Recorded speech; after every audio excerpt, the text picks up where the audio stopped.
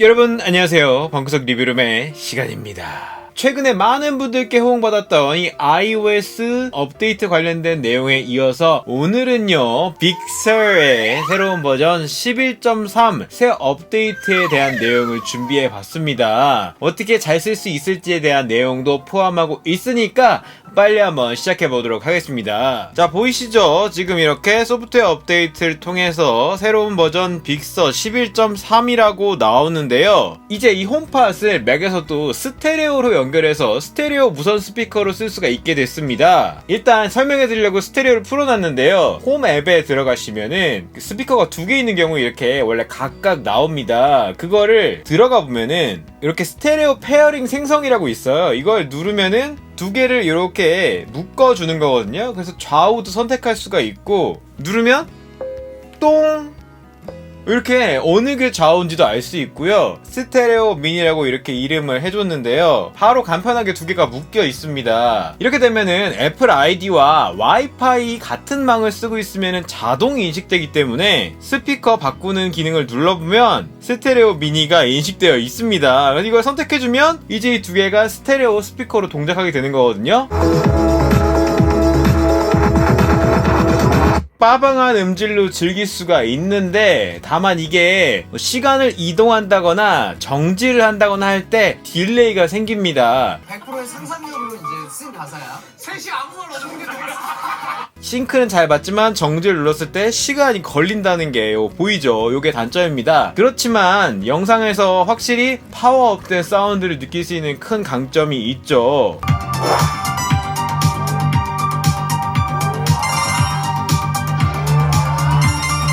보시다시피 이렇게 게임에서는 싱크가 안 맞습니다. 영상이랑 음성은 싱크가 맞지만, 그리고 이어서 새롭고 다양한 이모티콘들을 대거 사용할 수 있죠. 이 목록에 대한 내용들은 지난번 iOS 영상을 보시면 되겠고요. 참고로 맥에서 이 단축키 빨리 불러내는 방법 한번 말씀드린 적이 있는데 CCS를 기억하라고 했어요. CCS 컨트롤 커맨드 스페이스 누르면 바로 이렇게 이모티콘 화면이 나오니까 여기서 필요한 거 누르면 되고요. 구석에 있는 자그마한 버튼이 있거든요. 이거 누르시면요 이렇게 확대된 창이 나와서 하트 검색 이렇게 하면 하트 관련된 것만 나오는데 이렇게 선택해서 즐겨찾기에 추가해두면요 따로 추가가 되니까 쉽게 볼 수가 있고요. 또 점점점 누르시면 이렇게 크게 볼 수가 있거든요. 명확하게 보고 싶다 하시는 분들 요거 활용해 보시면 좋을 것 같습니다. 맥에서도 나의 찾기 기능이 들어있는 거 아실 텐데요. 물품 탭을 통해서 이제 여기 에어태그를 볼 수 있게 되는데요. 아이폰에 등록을 시키면은 여기로 연계가 되는 것으로 보이고요. 참고로 맥을 사용하다가도 여기 기기 목록에서 내 아이폰이 지금 어디 있지 막 찾아야 될 때 여기 I 눌러서 여기 사운드 재생 누르면은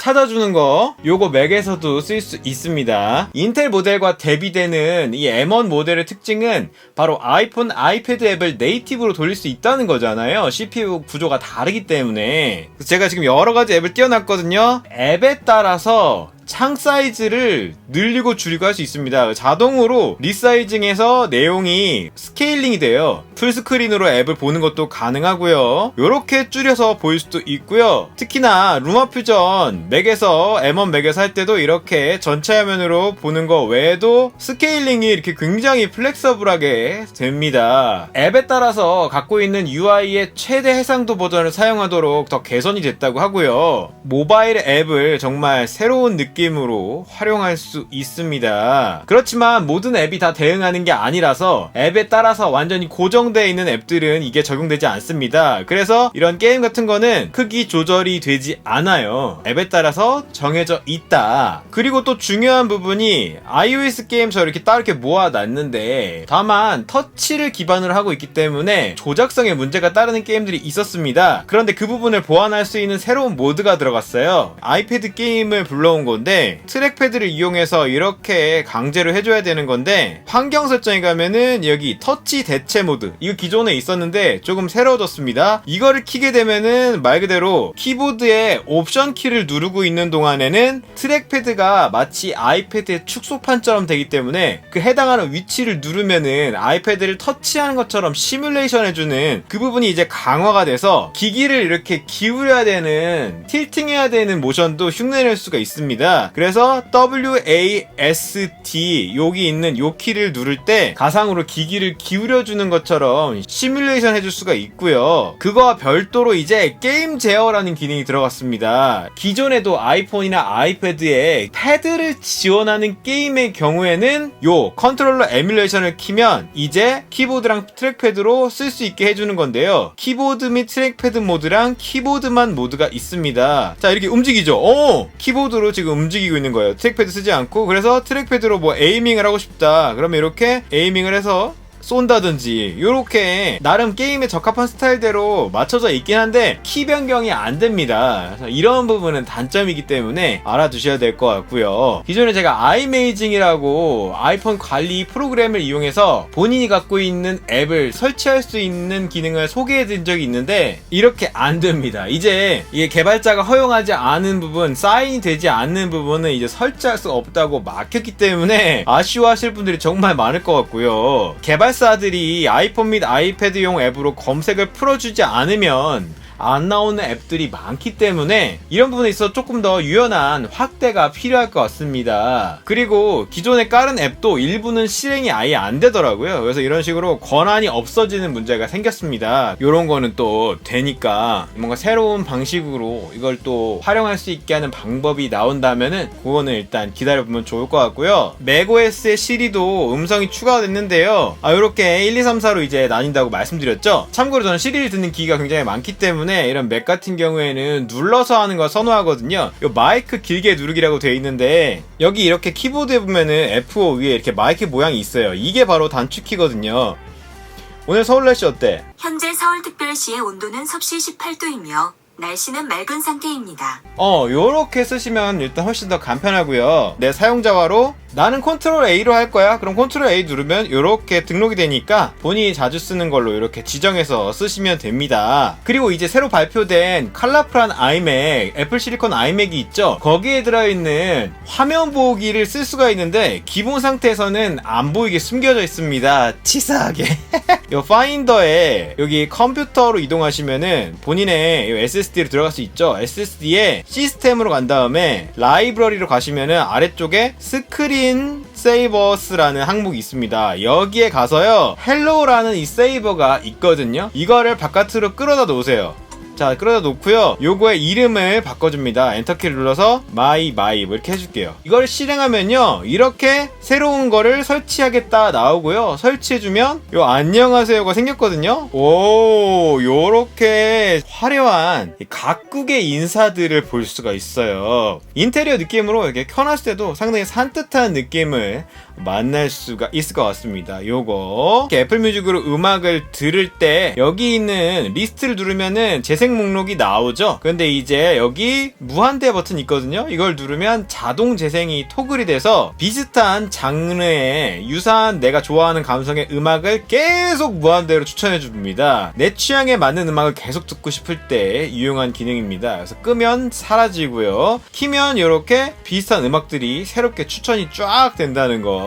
글로벌 탑100 순위와 더불어 도시별 차트가 나오기 때문에 도시를 쫙 보면서 정말 이 수많은 도시들에서 내가 마음에 드는 보고 싶은 내용을 쉽게 찾아볼 수 있는 이런 시원한 장점이 있습니다. 프라하에서 인기 있는 음악들 뭐 이렇게 새로운 애플의 구독 서비스 팟캐스트와 더불어서 조금 더 깔끔하게 이미지 중심의 팟캐스트 앱을 이렇게 둘러볼 수가 있는데 마찬가지로 이제 구독이 아니라 팔로우라는 이름으로 그 팟캐스트를 받아볼 수가 있고 팔로우를 한 다음에 점점점 누르면 이렇게 설정이 있거든요. 이 설정을 통해서 특정 컨텐츠의 자동 다운로드를 제어할 수 있습니다. 이건 자동 다운로드 하지 않는다 이렇게 할 수 있고요. 다른 컨텐츠는 자동 다운로드 받게 한다든지 그리고 여기 팟캐스트 설정에 알림에 가시면은 컨텐츠별로 알림을 끄거나 키거나 새로운 에피소드 알림을 지정할 수 있습니다. 본인의 취향에 따라 지정할 수 있고요. 그리고 팟캐스트 설정에 가시면 여기 고급 옵션에 저장 중인 경우 에피소드 다운로드 옵션을 켜고 끌 수 있습니다. 그래서 이 저장해서 이렇게 저장해 놓은 항목으로 볼 때 다운로드까지 되어서 오프라인으로 들을 수 있게 하는 요거까지도 취향에 따라 선택할 수가 있습니다. 또한 검색 탭을 누르면 이런 식으로 요 카테고리와 더불어 인기 차트도 여기서도 볼 수 있습니다. 자, 그리고 사파리 시작하면은 커스터마이징 할 수 있다고 예전 빅서 영상에서 알려드렸는데, 이제 이 커스터마이징 하는 내용 순서를 바꿀 수 있습니다. 그래서 구석에 있는 요걸 누르시면은 요 항목들이 이렇게 있고, 요거를 요렇게 위아래로 바꾸면 이 내용이 이렇게 구성이 바뀌기 때문에 내가 보고 싶은 순서를 바꿔서 이제 보실 수가 있고요. 또 내가 이렇게 막 인터넷을 보다가 다시 그 시작 페이지 보고 싶다 할 때 굳이 이거 플러스를 눌러서 볼 필요가 없이 검색창을 눌러도 바로 이렇게 내가 구성한 내용의 이 시작화면이 여기에 나오기 때문에 바로 내가 자주 즐겨 찾는 내용을 여기서 실행할 수 있습니다. 또 이전에 사파리에서 안 됐던 게 구글이 밀고 있는 웹M이라는 비디오 형식이 있거든요.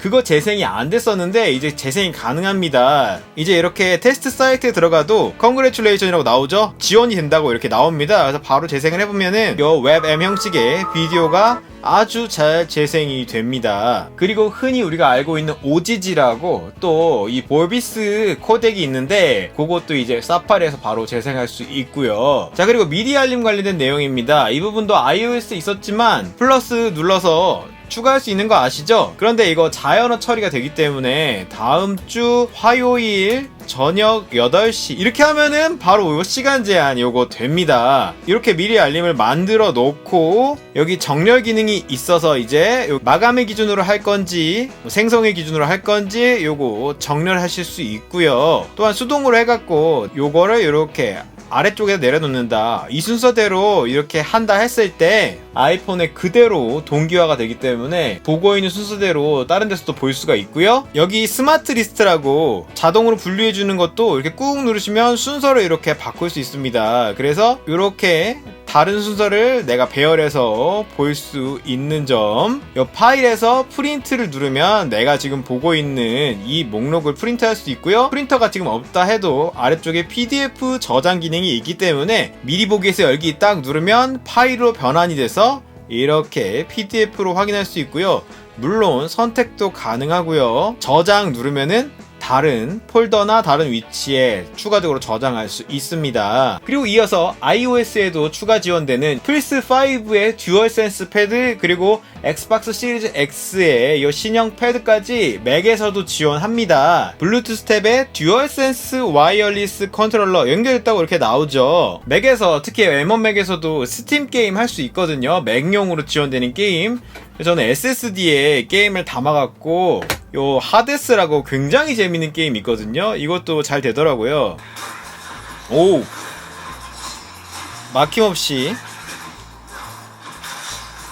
이거 진짜 재밌는 게임이기 때문에 맥 유저들에게 또 윈도우 유저들에게 또 콘솔도 있기 때문에 강추드리는 그런 게임입니다.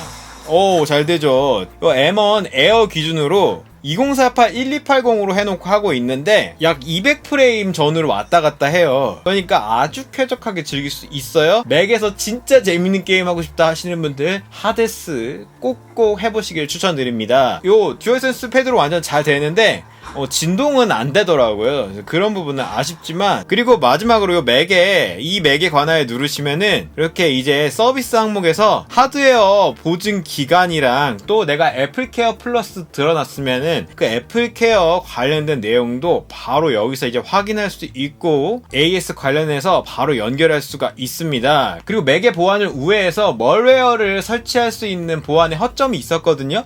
그 부분이 패치가 되어 있는 버전이기 때문에 안전하게 사용하기 위해서는 업데이트를 하시기를 바랍니다. 그 외에는 여러가지 또 버그 패치들이 잔뜩 이뤄져 있는데요. 벌써 또 11.4 베타가 나와 있습니다. 참고로 11.4 베타부터는 라데온 최신 시리즈 eGPU를 지원하기 때문에 참고하시면 좋을 것 같고요. 다음번에 또 업데이트 되면은 자세한 내용으로 다뤄보도록 하겠습니다. 안녕!